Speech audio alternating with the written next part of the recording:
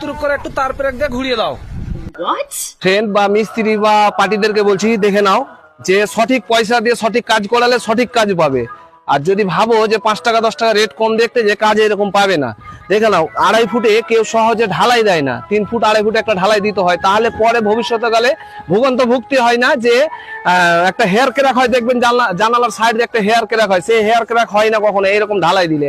আর এই ঢালাইটা করলে দেখুন, লিসো এখানে লিসো, ভিডিওটা দেখো, এরকম দেখো, ওখান থেকে ক্যামেরা করে এটা দেখো, পুরো দেখো, এরকম দেখুন, এইরকম করে সব পুরো দু পিস করে 8-এর রড দিয়ে, কিন্তু 8 রড ব্যান্ডিং করে, হয়তো মাঝে মাঝে এরকম ছোট ছোট রড দিয়ে ব্যান্ডিং হবে অবশ্যই। তো এইরকম করে কিন্তু আপনারা ঢালাই করাবেন বা করবেন, বা মিস্ত্রি ভাইদেরকে বলছি যে তোমরাও যেন এরকম ভাবে করো।